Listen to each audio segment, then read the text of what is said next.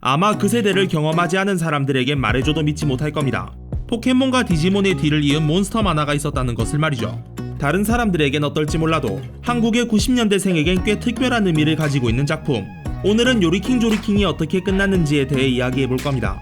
최고의 요리에서 최강의 요리몬이 탄생한다는 특이한 컨셉을 가지고 나름 시대를 대표했다고 해도 좋을 정도의 인기를 누렸지만 사실 제대로 된 스토리를 기억하는 사람은 없지 않을까 싶은 이 작품. 요리킹 조리킹은 어떻게 끝났을까요? 결국 찬이는 요리신이 되어 지구 정복을 넘은 대마왕의 진짜 음모를 막을 수 있었을까요? 그리고 돌이켜보면 병만 넘치는 이 작품이 유독 한국에서만 큰 인기를 끌었던 이유까지. 그럼 요리킹 조리킹의 마지막 이야기 지금 시작하죠. 모든 사건의 시작은 한 왕국의 황제로부터 시작되었습니다. 식사를 하던 황제는 신하들에게 이렇게 물었죠. 오리구이와 마파두부 두 요리 중 어느 쪽이 더 강하냐고 말이죠.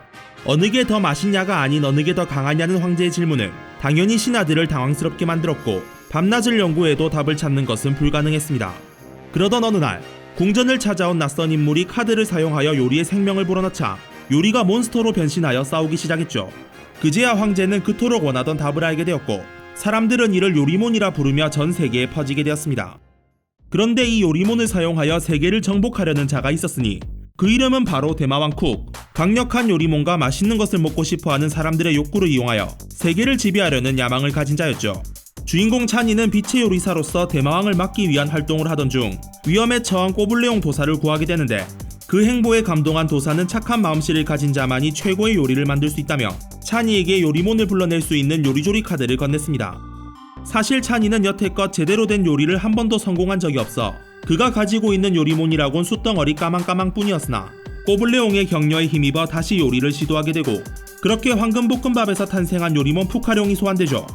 푸카룡의 힘으로 소고기 덮밥에서 탄생한 요리몬 카오동과 그 일대의 어둠의 요리사들을 전부 정리한 찬이랭은 은근슬쩍 합류한 꼬블레옹은 물론 납치된 부모님을 찾는 초키나 어둠의 요리사에게 맞서는 고추맴맴 결사대원 메이를 동료로 삼으며 대마왕의 직속 간부라 불리는 사천왕의 존재를 알게 됩니다.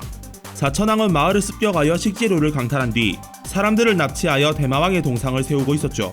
찬이 역시 여행 중 사천왕의 위협을 받게 됐으나 요리신만이 불러낼 수 있다는 전설 요리몬 트로피칸을 소환하여 위기를 벗어나게 되고 이는 찬이가 스스로를 요리신이라 추측하는 계기가 되었습니다. 이후로도 계속되는 사천왕의 습격에도 트로피칸과 그의 반응에 진화한 푸카룡 푸카칸의 도움으로 뚫고 나가 3명의 사천왕을 쓰러뜨릴 수 있었지만 그 과정에서 트로피칸이 희생되고 말았죠. 최대의 전력을 잃은 상황 속에서 꼬블레옹 도사는 새로운 전설의 요리몬 만드래건을 만들어야 한다고 조언했습니다.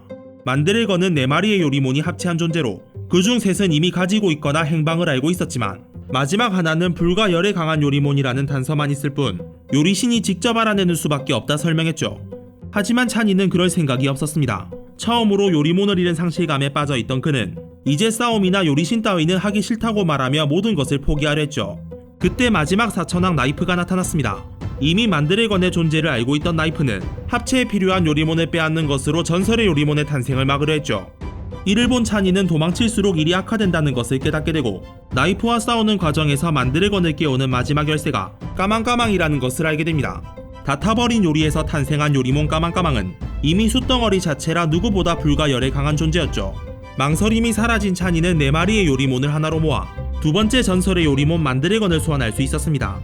나이프 역시 진정한 모습인 기계인간으로 변신하여 기계도시의 거대 로봇 가드레인저를 가져와 상대했지만 만드래건의 적수가 되진 못했죠. 모든 사천왕을 다 물리치고 이제 남은 것은 대마왕 쿡뿐.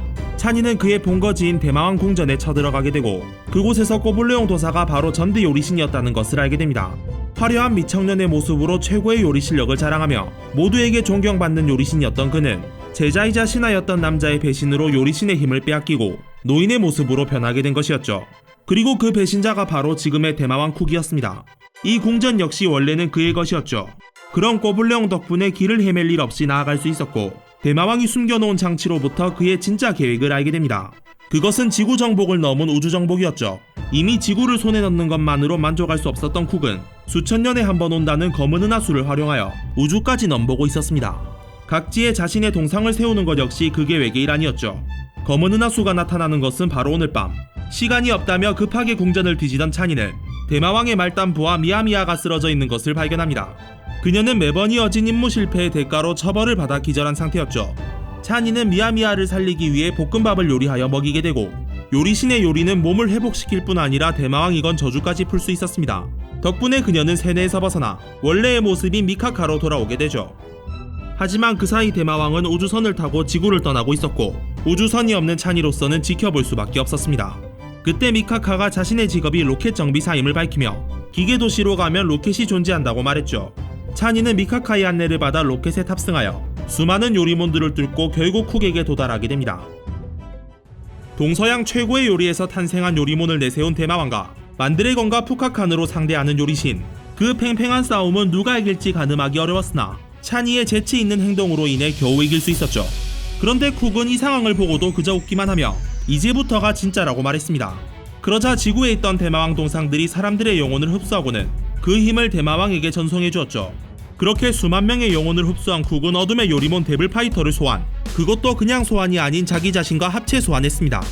더 이상 요리몬이라 부를 수도 없는 데블파이터는 블랙홀을 자유자재로 사용하며 만드래건을 덮쳤고, 단 한 번의 공격으로 합체가 풀리고 말았죠. 만드래건이 사라지자 푸카칸도 푸카룡으로 돌아와 버리며 찬이는 완전 무방비 상태가 됩니다. 한편 로켓의 인원수 때문에 지구에 남은 동료들 역시 찬이에게 위기가 닥쳤음을 알고 있었죠. 꼬블레용은 요리신의 힘을 모아 찬이에게 보내줘야 한다며 지구에 있는 빛의 요리사들 전원에게 협력을 부탁했습니다. 사실 요리신이란 빛의 요리사 모두에게 있는 가능성과 같은 것으로, 그것은 꼭 찬이에게만 존재하는 힘이 아니었던 거죠. 사람들은 마음을 하나로 모아 우주로 쏘아보냈고, 그 힘을 부여받은 찬이는 드디어 진정한 요리신으로 각성하여 빛의 요리몬 엔젤파이터로 합체 진화합니다. 드디어 시작된 마지막 대결. 서로 동급의 힘을 가진 엔젤파이터와 데블파이터였지만 그를 조종하는 요리사의 경험치 차이가 있었죠. 엔젤파이터는 제 힘을 발휘하지 못한 채 밀리기만 했고, 데블파이터에게 당한 찬이가 기절하고 말았을 때 그를 깨운 것은 친구들의 목소리였습니다. 동료로부터 질책과 격려의 소리를 들은 찬이는 자신은 결코 혼자 싸우는 것이 아니란 걸 깨닫게 되죠. 용기란 무기를 얻은 그에겐 더 이상 어떤 공격도 통하지 않았습니다. 찬이의 기합은 대마왕의 의지마저 꺾어버렸고, 데블파이터를 잿더미로 만들어버리며 대마왕과의 싸움에 종지부를 찍게 됩니다. 엔젤파이터의 힘으로 다시 지상으로 내려온 찬이와 쿡. 대체 어떤 방법으로 이 많은 사람들을 홀렸냐고 묻는 대마왕에게 찬이는 식사 시간이 됐다며 황금볶음밥을 요리하여 건네주었죠. 조심스럽게 한입 두입 식사를 시작한 쿡은 볶음밥에 담긴 따뜻한 마음을 읽을 수 있었습니다. 그는 자신의 패배를 인정한다며 찬이야말로 진정한 요리신이란 말과 함께 머리를 조아렸고, 그렇게 찬이 명실공히 모두가 인정하는 요리신으로 등극하게 되죠. 하지만 얼마 후 요리신이 된 그를 기다리는 것은 매일 백성들을 접견하는 재미없는 일뿐이었습니다. 이에 버티다 못한 찬이는 자신의 궁궐에서 탈출을 시도하게 되고, 기다리고 있었단 듯이 나타난 동료들과 함께 새로운 모험을 떠난다는 장면으로 요리킹 조리킹의 이야기는 이렇게 막을 내립니다. 요리킹 조리킹의 원작은 게임 격투 요리 전설 비스트로 레시피로 당시 유행하듯 제작되었던 수많은 몬스터 게임 중 하나라 볼 수 있습니다.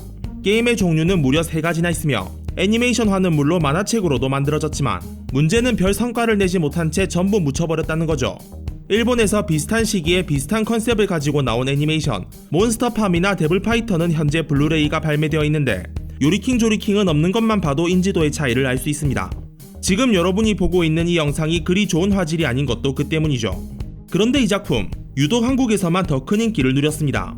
요리로 싸운다는 특이한 설정을 제외하면 주인공 이름조차 까먹었을 정도로 기억에 남는 게 없는 만화인데, 90년대생들은 대체 왜 이 작품을 그렇게 사랑했던 걸까요?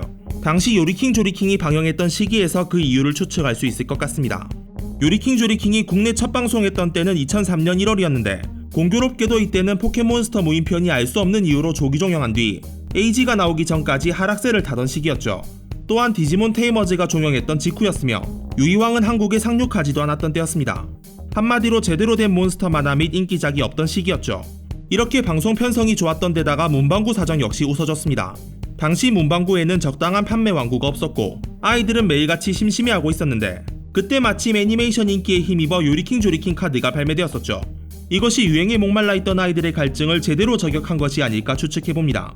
그런데 이 요리킹 조리킹 카드는 카드게임이라 이름 붙은 주제에 아무리 봐도 공식 플레이 방법을 알 수 없는 데다가 파워 인플레이션이 쓸데없이 높아 단위가 최소 10,000부터 시작했죠. 더 웃긴 것은 푸카룡이나 사천왕의 공격이 80만 정도인 것에 비해 제대로 전투한 적도 없는 애구몽의 공격력은 무려 200만이었습니다. 정말 애니메이션을 보고 만든 건지 생각들 정도로 황당한 수치죠. 자, 오늘은 요리킹 조리킹이 어떻게 끝났는지에 대해 이야기해봤습니다. 저 역시 이 만화를 굉장히 좋아했지만 돌이켜보면 이 작품의 인기는 빈집털이 수준이었다는 생각을 저버릴 수가 없습니다. 그래서인지 정말 짧은 전성기를 기록하며 종영 직후 원피스와 디지몬 프론티어의 방영이 시작되자마자 거품처럼 사라져버렸죠. 그래도 우리는 분명히 기억하고 있습니다. 2003년 1월부터 5월까지 비록 4개월간의 시간이었지만 매일 친구들과 요리킹 조리킹 이야기를 하고 또 문방구에서 카드팩을 뜯으며 제발 공격력 모안의 주인공 카드가 나오길 바랬던 그 시절을 말이죠. 그럼 저는 다음에 또 다른 이야기를 가지고 돌아오도록 하죠.